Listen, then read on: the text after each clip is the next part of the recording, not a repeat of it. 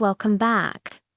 One of the most common questions about out-of-body experiences is, can you see things in other rooms?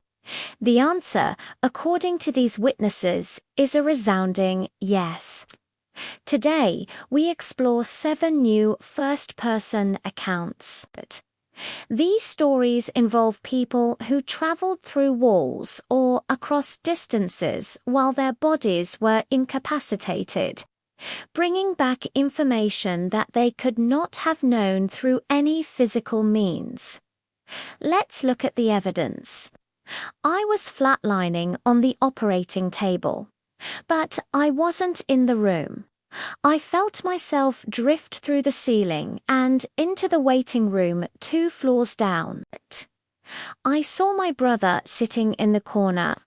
He was wearing a navy blue tie with small white anchors on a tie I had never seen before. He was frantically pacing and accidentally knocked over a trash can, then looked embarrassed as he picked up a discarded soda can. When I woke up in recovery, the first thing I asked him was why he bought an anchor tie. He turned white. He had bought it that morning for my surgery and hadn't told a soul.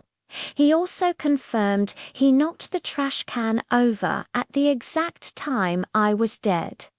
During a severe asthma attack, I felt myself float out of the hospital window. I rose up past the roof of the wing I was in. I saw that on the very top of the building.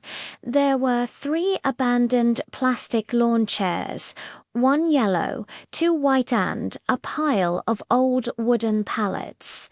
I described this to my nurse the next day.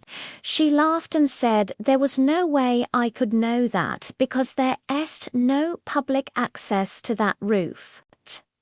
2 days later, a maintenance worker confirmed that those chairs and pallets were exactly where I said they were. They had been left there by a construction crew months ago. I was in a coma after a car wreck. I felt like I was standing in the hallway outside my ICU room. I saw 2 doctors, one I knew, one I didn't, whispering near the elevators.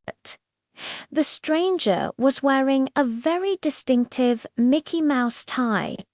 I heard them talking about a mistake made with my medication dosage. When I finally woke up weeks later, I identified the doctor by his tie and repeated the conversation. The hospital administration was horrified.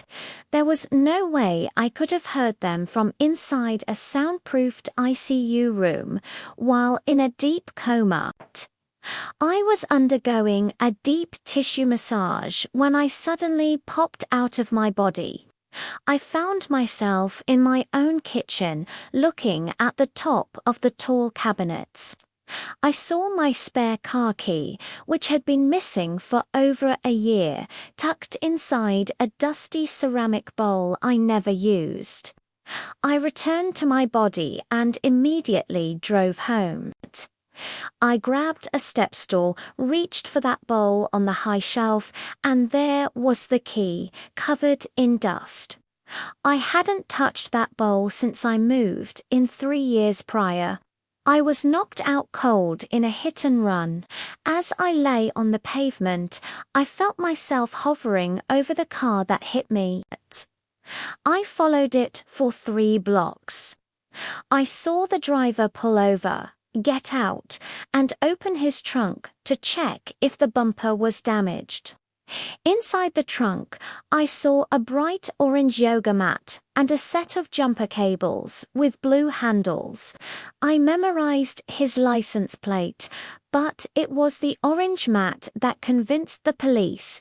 When they found the car, the mat was right there, from the ground where I was hit. I couldn't have seen into that man's trunk blocks away. I had a complication during my C-section and lost consciousness. I felt myself float down the hall to the hospital nursery. I saw them bringing in a baby that was Aunt Minute, had a distinctive birthmark on its left thigh shaped like a crescent moon.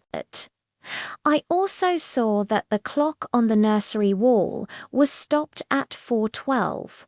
When I woke up, I told the nurse the clock was broken and asked about the baby with the moon birthmark.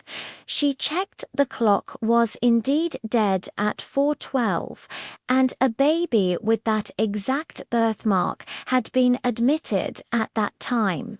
I never left the operating room.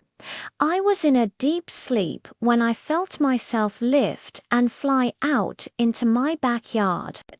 I saw my wedding ring, which I had lost 2 days earlier, glinting under a specific leaf of a hosta plant near the fence. I had searched that garden for hours. The next morning, I walked straight to that specific leaf, lifted it, and there was the ring. It was buried slightly in the dirt. There's no way I could have seen it while walking around normally, let alone while asleep in the house. From anchors on a tie to a birthmark in a different room. These stories suggest that our awareness isn't limited by the walls around us. If these accounts are true, it means that even when our bodies are failing, our minds are capable of exploring the world in ways we still don't understand.